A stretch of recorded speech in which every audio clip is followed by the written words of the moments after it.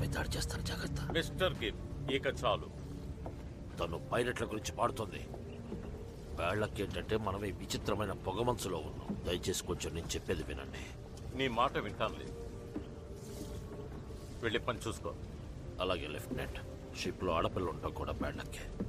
అది చిన్న పిల్ల అయినా సరే. ఒక పైరెట్ ని కలుసుకోవాలని నాకు ఎంతో ఆశగా ఉంది. ఇంకోసారి ఆలోచించు మిస్ వాన్.